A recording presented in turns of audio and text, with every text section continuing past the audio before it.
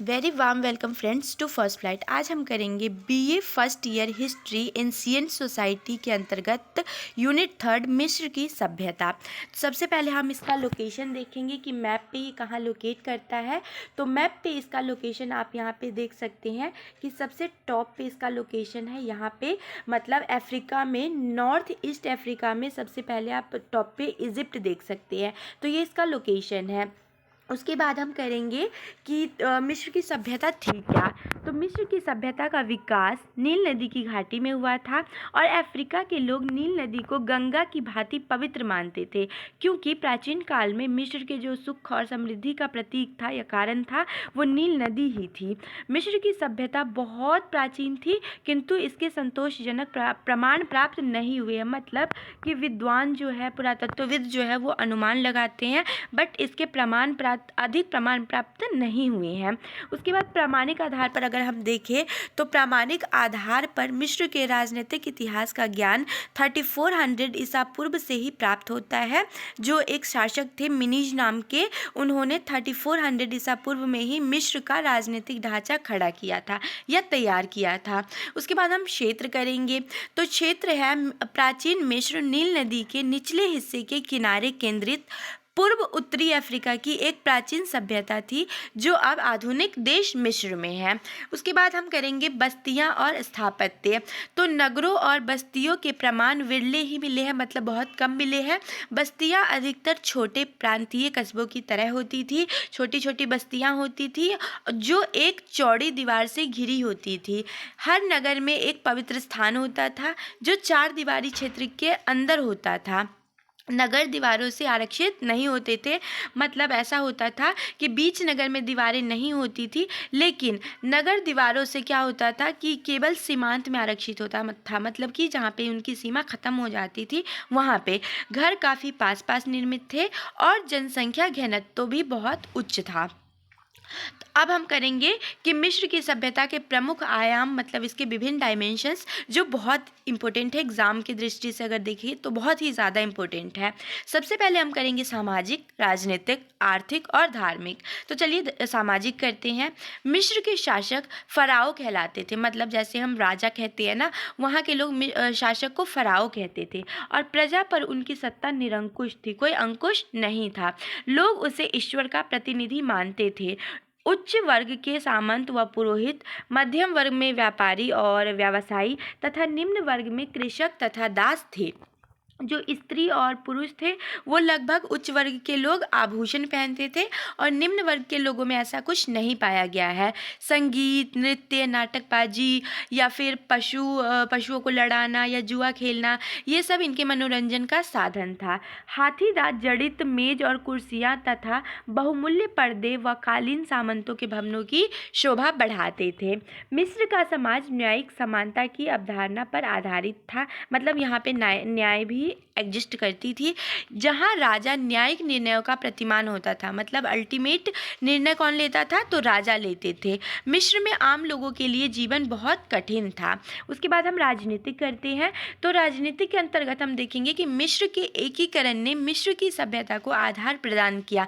मतलब यहाँ के जो लोग थे वो एक साथ एकीकृत होकर रहते थे, मिलजुल कर रहते थे। मिस्र में राज्यों के लिए कोई शब्द नहीं था और जो तंत्र था वो दैवीय अवधारणा में था, मतलब कि राजा को ही देवता के समान माना जाता था। मिस्री राजतंत्र का पवित्र चरित्र ही राजा और प्रशासन का प्रतीक था। एक देवता के रूप में राजा के पास ही मिस्र की भूमि और उसके नागरिकों पर परम अधिकार था उसका। मतलब कि यहाँ पर राजा को देवता से तुलना राजा की जाती थी, राजा को ही देवता माना जाता था। प्राचीन मिस्र में फिरौन शासक, फिरौन किसको बोलते थे, तो राजा को ही बोलते थे, के पास आंशिक रूप से पूर्ण शक्ति थी, क्योंकि इनमें से अधिकांश शासकों ने न्यायपूर्ण रूप से शासन किया और लोगों का मानना था कि फिरौन एक देवता के ही वंशज थे और मतलब कि स्वयं भी एक देवता ही थे। उसके बाद हम करेंगे न्याय व्यवस्था। तो मिस्री संस्कृति की न्याय प्रणाली धर्म पर आधारित थी, क्योंकि हमने अभी देखा कि अल्टीमेट जो बात होती थी वो राजा ही करते थे सारी बातें। तो धर्म से पर ये आधारित था। राजाओं में विधीय शक्तियाँ निहित थी, मतलब कि कानून बनाना है, ये सब, किसको सजा देना है, कितना देना है, कार्यकारी अधिकारियों और न्यायपालिका के बीच यहाँ पे कोई वो भेद नहीं था। मतलब ऐसा है कि जैसे अभी हम देखते गए हैं कि एग्जीक्यूटिव और जो हमारी ये पावर होती है जो इम्प्लीमेंट करती है, मतलब कि एक तो एग्जीक्यूटिव हो गया और दूसरा हमारा जुडिशियरी हो गया। तो उसमें हम देखते हैं कि पावर का बिल्कुल ही सेपरेशन है, बट इस टाइम पे ऐसा नहीं था। मात की अवधारणा मिस्र की न्याय प्रणाली के मूल में थी, मतलब कि किसको दंड देना है, कितना देना है, ये सब राजा ही तय करेंगे, जिसे राजा और प्रत्याभूत किया जाता था। राजा द्वारा ही परिभाषित किया जाता था और प्रत्याभूत भी किया जाता था। उसके बाद हम करेंगे सेना और युद्ध। तो प्राचीन मिस्र में हिंसा का इस्तेमाल या युद्ध की मंजूरी राजसी सत्ता ही तय करती थी, मतलब राजा ही तय करते थे। मध्य राज्य के समय से विशिष्ट हथियारों, मतलब निपुणता हथियारों में कैसे करनी है, जनशक्ति के संगठन को कैसे बढ़ावा देना है, नेतृत्व कैसे कुशल नेतृत्व करना है, युद्ध के अनुभव सिंह, मतलब ये सारे ही कौन देते थे, तो राजा देते थे। सैनिकों की पहचान जो होती थी वो उनके संबंधित मिस्री नगरों से जुड़ी हुई थी। उसके बाद हम करेंगे आर्थिक जीवन। तो आर्थिक व्यवस्था, अर्थव्यवस्था कैसी थी, तो राज्य कोष मुख्यतः शराब और तेल जैसे सामानों से संबंधित था। अगर हम दूसरी तरफ बात करें तो अन्नागार अन्न के संचयन के लिए उपयोग में आते थे, और अर्थव्यवस्था खाद्य पदार्थों जैसे अनाज, मवेशी, रोटी, बियर और लीलन के आदान प्रदान पर आधारित थी। मतलब इसका आदान प्रदान किया जाता था, क्योंकि यहाँ भी दोस्तों वस्तु विनिमय प्रणाली, बाटे सिस्टम उपस्थित था। वस्तुओं का मूल्य जो था वो तांबे, चांदी या अनाज की मात्रा में व्यक्त किया जाता था वस्तु विनिमय प्रणाली के अंतर्गत। उसके बाद करेंगे कृषि व पशुपालन। तो मिस्र के लोगों का मुख्य व्यवसाय कृषि था, जिसमें वो जौ, प्याज, बाजरा व कपास की खेती करते थे। मिस्र को प्राचीन विश्व का अन्न का भंडार भी कहा गया है, इसीलिए कहा गया है क्योंकि वहाँ वर्ष में 3 बार फसलें बोई जाती थी। और इनमें अगर हम एनिमल्स की बात करें तो बकरी, कुत्ता, गाय, ऊंट, सुअर, ये सारे पालतू पशु थे उनके। उसके बाद हम करेंगे व्यापार व उद्योग।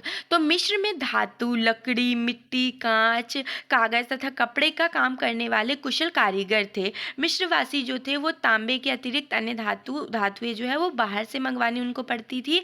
और मिस्रवासी लकड़ी पर नक्काशी तथा कांच पर चित्रकारी आदि का कार्य भी करते थे। वे वस्तु विनिमय प्रणाली का ही उपयोग करते थे। और अगर हम मेन कंट्री की बात करें कि वो किन किन कंट्री से करते थे, तो अरब व इथोपिया का नाम हम सबसे पहले ले सकते हैं इसमें।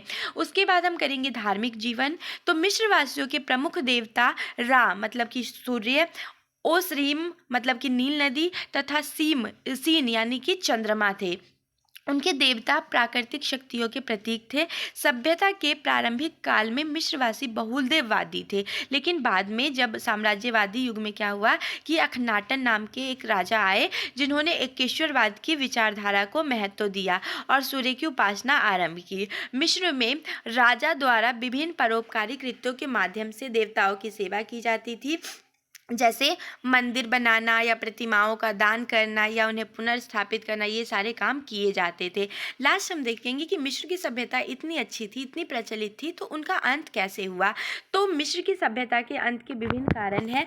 जैसे फर्स्ट हम देखते हैं कि मिस्र के पतन में फसल की असफलताओं, विनाशकारी बाढ़, भूकंप, उपद्रवियों द्वारा फसलों का विनाश, व्यापार मार्गों में व्यवधान और दुश्मन के हमलों का योगदान रहा है इनके पतन में। आंतरिक अशांति और अस्थिरता के साथ साथ लगातार विदेशी हमले भी हुए, जो अंततः मिस्र की सभ्यता के पतन का कारण बन गया। उसके बाद हम करेंगे केंद्रीय सत्ता की कमजोरियों ने भी मिस्र की अर्थव्यवस्था पर काफ़ी बुरा प्रभाव डाला, और व्यापार और वाणिज्य अक्सर बाधित हो जाते थे, और जो टैक्स सिस्टम था, राजस्व प्रणाली था, उसमें भी संकट आ गया, तो इसलिए आर्थिक ढांचा गड़बड़ा गया। उसके बाद हम करेंगे थेब्स में। तो राज्य के कर्मचारियों को संसाधनों की आपूर्ति न होने की वजह से कई हड़तालें हुई और कई मकबरे लूटने की शर्मनाक घटनाएं भी हुई, तो ये भी मिस्र का एक कारण है पतन का। उसके बाद हम देखेंगे कि अर्थव्यवस्था और राजनीति के विघटन से मंदिरों के साथ साथ सामाजिक ढांचे भी चरमराने लगे और अपराधों की संख्या बहुत ज़्यादा बढ़ गई और सामाजिक व्याकुलता बढ़ने के कारण भी मिस्र का पतन हो गया।